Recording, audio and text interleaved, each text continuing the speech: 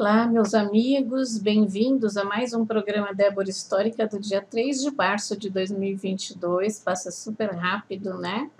Para nós falarmos sobre cultura, educação, ensino, informação, conhecimento, entrevistas e música. E, aliás, bem-vindas chuvas de março, né? O motivo deste programa é preservar nossas origens, memórias e histórias, conservar as tradições de famílias, das nações e também buscar novos conhecimentos através de pesquisas e entrevistas. Inscrevam-se no canal, toque o sininho para receber as entrevistas e os programas, dê um joinha e seja um patrocinador adquirindo uma linda caneca de 200 ou 180 ml, a qual é um ótimo souvenir para a sua coleção ou mesmo para uso no seu dia a dia.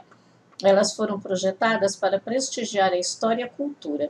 Ao adquirir a sua caneca por apenas R$ 44,00, você está colaborando com a produção do programa que divulga o resgate da história e, em geral, particularmente da região sudoeste da cidade de São Paulo, revelando nossas origens, lugares históricos e muitas curiosidades que enriquecem nossa cultura. Participe também com a sua colaboração. O meu e-mail é deborahistorica@gmail.com ou o WhatsApp 997241111. Então, dá uma olhadinha aí nas canecas, dá uma olhadinha no que nós temos aí, que tem umas xicrinhas muito bonitinhas, tá? E a gente volta já já.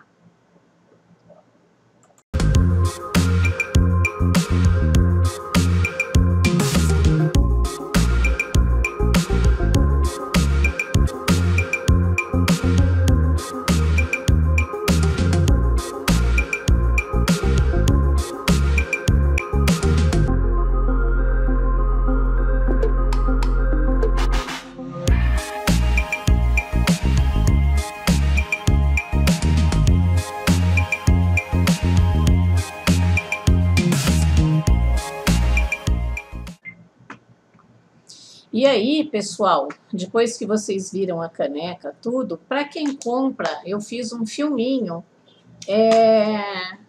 com o nome dos patrocinadores, né, que vocês acabam comprando a caneca, vocês ajudam a patrocinar o programa aqui.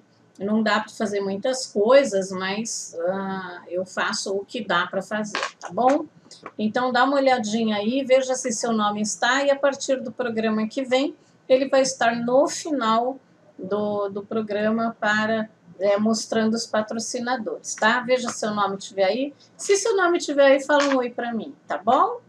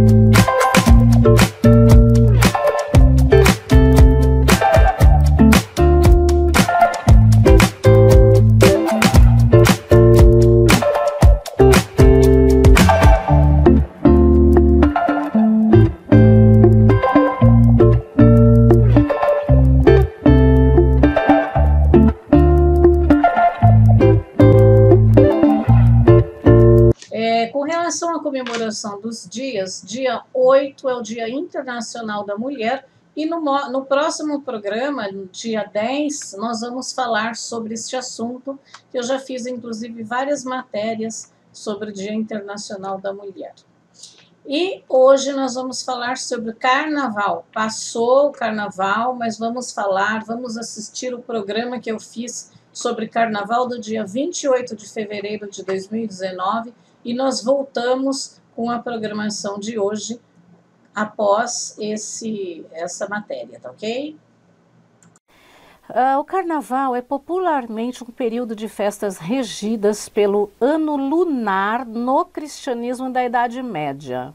Eu acho muito bacana isso. Vem da vulgata latina da palavra carnivale, que em algumas línguas continuam sendo, tá? Que quer dizer a deusa carne e deu origem à palavra carnaval. Foi supostamente implantado no século XI pela Igreja Católica, onde vários festejos populares antecediam os 40 dias de jejum da Quaresma. E então, cada cidade brincava o seu modo de acordo com seus costumes. Tem uma outra historinha aqui que eu vou intermediar nessa situação, que é assim. Antigamente, as pessoas que eram pobres, né, bem pobres, os camponeses, eles não comiam carne, eles não tinham como comer carne, tá? E os povos que tinham dinheiro comiam carne. Então, uma vez por ano, o rei, mas não tem nada a ver com essa história que eu estou contando aqui, tá? Eu estou contando uma outra história agora. O rei liberava carne para todo mundo do reinado dele. Então, era um dia por mês. E isso chamava-se carnaval, a festa da carne. E não como está escrito aqui nesse, que é a deusa carne, muito pelo contrário, venha, né, a carne, que significa comer carne, tá? Mas isso é uma outra história. Então, continuando aquela história primeira, vamos lá. Não diferente, porque o carnaval é uma festa pagã, tá? Não diferente de hoje, eram festas de muita alegria, folia e sempre que possível, orgias. Na Renascença foi marcado pelos fabulosos bailes de máscaras. Na realidade, por mais que digam que o carnaval foi só implantado no século XI da era cristã em seus festivais, ele é muito antigo e de origem pagã, como muitos outros festivais pagãos adaptados pela Igreja Católica. Vejam aí as figurinhas. Desde tempos imemoráveis, no Egito Antigo, realizava-se a festa do boi Apis, coitadinho, animal sagrado. Escolhia-se o boi mais belo e todo branco, o qual era pintado em várias cores, hieroglifos e sinais sagrados. O boi era conduzido pelas ruas e levado até o rio Nilo, onde era afogado, né? Nós já vimos essa história, que ela é muito parecida com outras histórias, como nós tínhamos até falado na parte da literatura. Uma literatura tem muito a ver com a outra literatura. Em procissão, sacerdotes, magistrados, homens, mulheres e crianças fantasiados grotescamente iam atrás dele dançando e cantando. Hoje substituíram, isso é palavras minhas, tá? Substituíram o boi pelas escolas de samba, né? Pelos trio elétricos que vai todo mundo atrás, tá? Até o seu afogamento, coitadinho do boi, judiação. Eu não teria coragem de ver isso. Não sei se eu estava naquela época, né? Tinha, mas é questão de costume. Na Grécia, como a origem mais exata, tinha o nome de Festival Dionisíaco, em honra a deus do vinho, Dionísio, e em Roma o nome era Bacanal, em homenagem ao deus Baco, equivalente ao deus grego, e era normalmente realizados por volta de 4 de outubro. Bom, gente, eu já tinha dito para vocês, num outro programa também, que diferenciou-se Dionísio e Baco, que são os mesmos, né, em costuras diferentes, tá? Chama-se bacanal, orgias, tal, mas não tem, a festa deles é a festa da alegria, Não é orgia do jeito que vocês pensam, tá? Não é sexo, né? Eu tinha até falado sobre Carmina Burana, né? Sobre a obra de Carmina Burana, de Dick Orff, né? Que eu expliquei para vocês o que é Carmina Burana, é um tipo de música. Então, o Baco e o Dionísio, na verdade, eles não são profanos. A palavra profano significa quem não tem autorização, né, quem não é iniciado para entrar no templo, tá? Mas profanos são as pessoas que não têm o conhecimento. Então, a festa de Dionísio e de Baco, elas não eram festas de, falar a verdade, putaria, tá? Eram festas de alegria, para comemorar a alegria. Inclusive tinha coisas sagradas, né? Tinham rituais sagrados. Então veja bem que tudo deturpou-se, o carnaval deturpou-se, as festas de Baco, né, que chamava-se, nossa, isso daí é um bacanal lá, né? Quem dera fosse bacanal, porque seriam festas de tradições espirituais também, tá? Não estou falando bobagem, ok? Quem quiser procure ou até me pergunte, deborahistorica@gmail.com, deborahistorica@gmail.com, tá? Bom, mas com o tempo o povo tomou conhecimento desses festivais e a aristocracia então misturava-se com os plebeus e os tribunais e estabelecimentos oficiais se fechavam e se abriam todos os lugares em divertimentos onde a bebedeira de vinho, orgia, que eu falei que não é, né? E os prazeres sensuais eram inumeráveis. Gente, os prazeres sensuais não têm a ver com os prazeres sexuais, isso eu falo na parte do sexo, tá? É uma outra coisa que eu iria falar aqui também. Ah, sim, né, sobre as festas, né, o pessoal rico se misturar com os plebeus, né? Lembra do filme Titanic, que tinha parte dos ricos lá? Você lembra, Lúcio, do filme Titanic? O dos ricos e tinha parte dos pobres lá? Gente, fala a verdade. Ou era mais divertido na parte dos pobres lá embaixo? Muito mais bacana, as músicas muito mais alegres, gente dançando. Aí o pessoal ficava chato lá com aquelas músicas clássicas que eu adoro, né? Mas um pessoal muito chato, muito metido, muito cheio de... Ai, você tem a joia tal, né? A minha joia vale mais que a sua, a minha roupa é de um estilista, porque já tinha essas coisas na época, é melhor que o seu, né? Então, lá não, lá na festa de pobre você vai do jeito que você quer, igual o meu programa, né? Você vai do jeito que você quer, ninguém fica reparando qual é a grife, se sua bolsa é de couro ou não, se você usa joia ou bijuteria, né? Se você alisa o seu cabelo ou se você deixa o seu cabelo natural crespo, né? Qual é o tipo de maquiagem que você usa. Então é muito mais gostoso, muito mais animada, né? Então aí você curte mais do que você fica lá toda engessada, que é o que eu não quero no meu programa, né? Para as outras pessoas olharem e poderem julgar você de acordo com o julgamento delas, né? Então por isso que eu sou a favor de ser eu mesma, tá?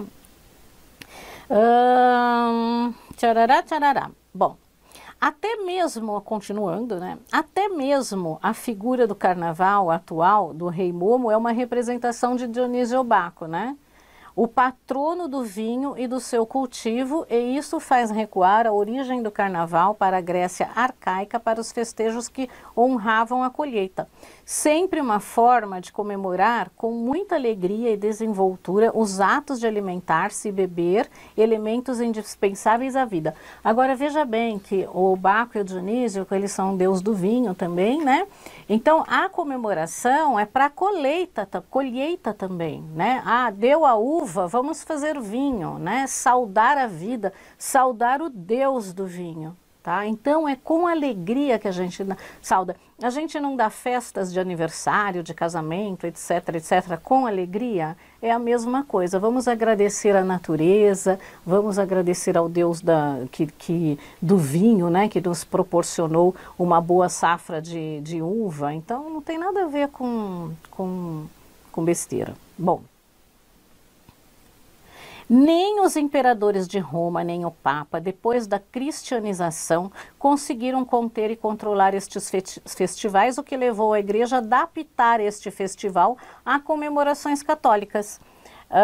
Por fim, as orgias e confusão diminuíram ainda mais com a Inquisição. Só com a Inquisição, né? Porque hoje ainda continuam as orgias, mas dentro de clubes, essas coisas todas. E ele, então, se espalhou pela Europa e depois chegou às Américas, onde pôde se misturar as influências das culturas indígenas e africanas. Por fim, como podem ver, o carnaval não passa de mais uma festa pagã, né, um festival pagã cristianizado pela igreja, tá? Então veja bem que até que foi legal, porque o carnaval ele não transformou o carnaval cristão, né? Ele não se transformou numa festa de homenagem ao deus Dionísio e o Baco, né? Ele se transformou até numa festa folclórica, porque aí tem também o carnaval, tem as festas lá do Nordeste, tudo, que também aproveitam o carnaval para mostrar a sua cultura, a sua história, ok? E aqui, né, no Rio de Janeiro, o samba, tá? Ficou até muito bacana também. Esse texto que eu li agora, fora os meus comentários, né, é um texto do frater Matheus Saraiva, tá? Do blog Teoria da Conspiração. Vamos continuar falando da nossa região, né? A Rua Domingos Olímpio fica na Vila Sônia, uma delas, né? Fica na Vila Sônia, é a antiga Rua A. Domingos Olímpio Braga Cavalcante Curado nasceu em Sobral, no Ceará, em 1850. Eu não achei dia e mês. Foi romancista, advogado e jornalista. Ele fez, entre 1860 e 65, fez os estudos primários em Sobral e os preparatórios em Fortaleza e Recife, oportunamente, que estuda retórica, álgebra e geometria. Adoro geometria. Aos 16 anos, mudou-se para Recife para cursar Direito, graduando-se em 1873 pela Faculdade de Direito do Recife.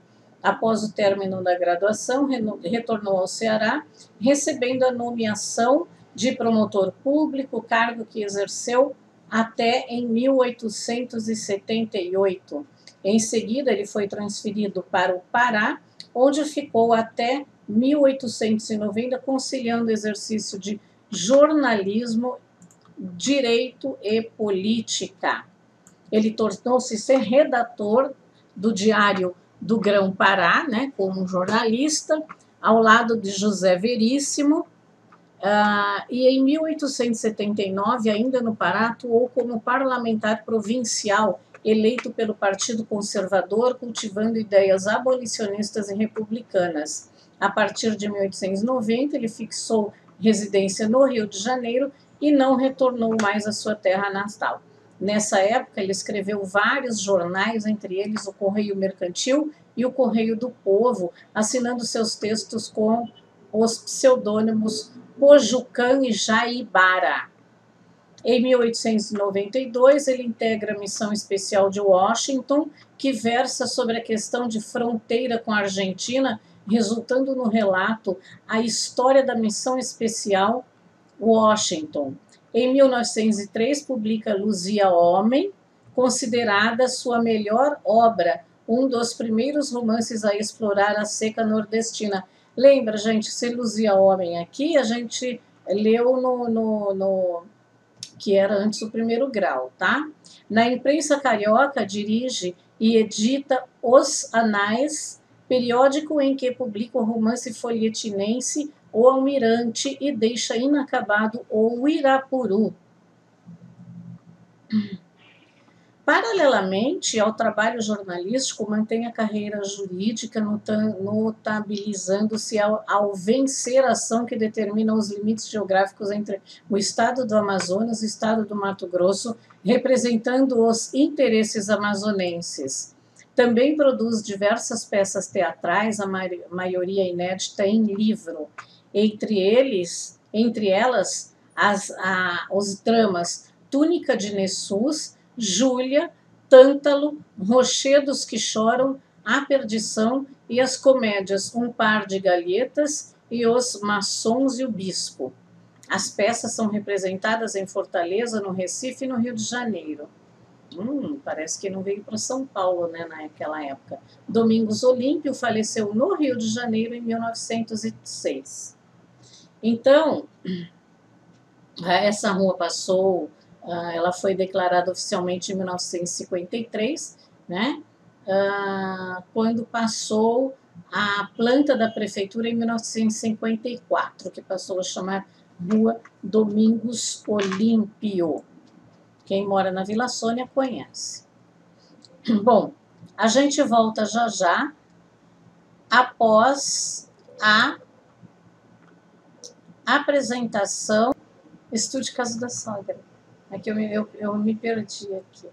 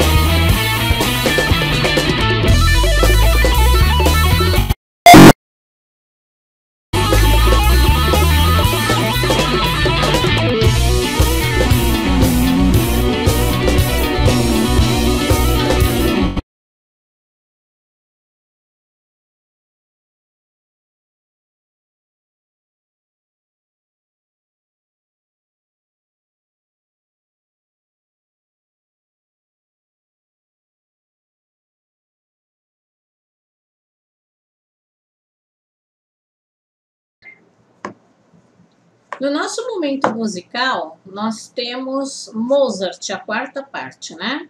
Então, vamos lá novamente, de onde estou tirando. Entretanto, o arcebispo Schrattenbach faleceu em 1771 e Mozart não conseguiu que lhe pegassem o que lhe deviam antes de realizar sua viagem à Itália. O novo arcebispo, conde Hieronymus von Colloredo, um homem culto, partidário do pensamento ilustrado, mas severo e bem antipático, dizem que era autoritário, duro, altivo e depreciativo, nunca chega a entender-se com Mozart. Seu relacionamento com o músico, particularmente difícil graças ao seu desejo de liberdade, nunca foi tão generoso nem compreensivo. Quando Colloredo toma posse do cargo, reorganiza sua capela musical e Leopold, que havia muitos anos aspirava ao cargo de Kapellmeister, vê-se preterido em favor do Domenico Fischietti. Com a perda desse posto, há muito aguardado, perde também as esperanças de tirar proveito dos lucros e dos êxitos de Wolfgang na Itália, embora tivesse conservado o posto de Concertmeister. De certa maneira, ao tornar-se homem, Mozart perdeu muito do fascínio de seu talento de menino prodígio lhe trazia. Claro, a gente cresce e perde a graça, né? Já não era um menino que decifra e transcreve o Miserere de Allegri depois de uma única audição. O rapaz que é capaz de escrever um baixo correto que lhe derem... Deixa eu virar aqui. Apenas a melodia e executar qualquer peça musical com o teclado tapado por uma tela. Além disso, o próprio Mozart está farto de expor suas habilidades como um macaco numa feira. As pessoas ficam exibindo ele, né? Já aspira seriamente a ser visto como apesar de sua tenra idade, um bom compositor. O período de 1772 a 1781, que passou a serviço de Colloredo, foi penoso para o músico, agravado por diversas circunstâncias. A morte da mãe durante sua estadia em Paris, em 1778, os desenganos amorosos, a rejeição de Heloísa Weber, por quem estava sinceramente apaixonado, e a luta para fugir ao jugo do arcebispo. Quando, em julho de 1781, rompe com Colloredo, parte para Viena, instala-se em casa dos Weber, onde já não reside Aloísia, que é já uma cantora de sucesso e para se consolar inicia noivado com sua irmã Constanza. É também na época da sua chegada a Viena que conhece Van Swieten, ou Swieten, que lhe apresenta a obra de Johann Sebastian Bach. Começa a compor com o mesmo frenesi com que sempre fez, mas com uma liberdade que nunca antes tinha conhecido. Nem o arcebispo nem o pai ditam as sequências de sua obra. É então que nascem, em apenas um ano, a ópera O Rapto do Serralho, a Serenata em Dó e a Sinfonia Hafner, além de outras menos importantes. No dia 4 de agosto de 1182, casa-se com Constanza. E continuaremos no próximo programa a história de Mozart. E eu vou colocar na descrição do programa o link para vocês conhecerem essas obras maravilhosas dele, tá ok? E a gente volta já já após a apresentação da Marlene Olim, do Ateliê Marlene Olim.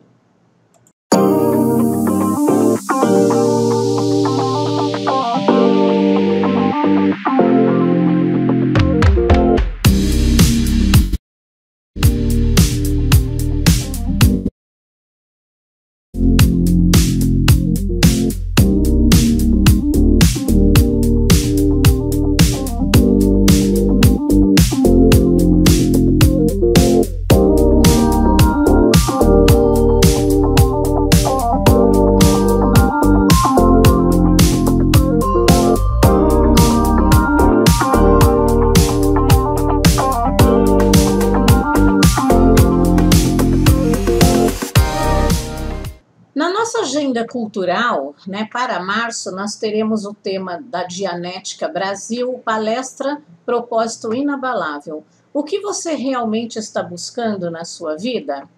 Qual o seu grande propósito? Muitos problemas e dificuldades surgem ou se tornam mais difíceis pela falta de um propósito claro, tanto na vida quanto na carreira e projetos. Então, inscreva-se, né? O link está na descrição do programa. E para as pessoas que disserem assim, eu vou, né? Ó, para Débora a palestra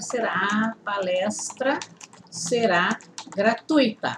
Então, se você for se inscrever e falar é para Débora, a palestra é gratuita, tá? Eu fui indicado pela Débora, tá bom? Então, vamos lá, gente, vale a pena, vocês verifiquem aí também o endereço, tudo fica perto do metrô, nunca lembro se é Saúde, é Praça da Árvore, tá bom?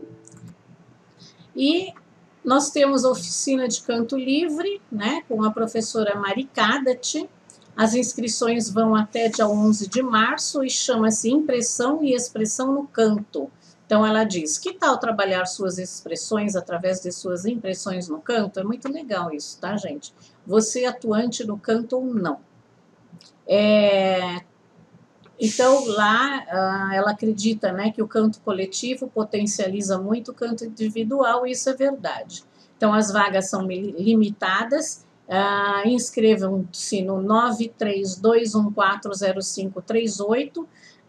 O contato é contato@ideiasvocais.com.br. Tem o Instagram, que é Ideias Vocais. E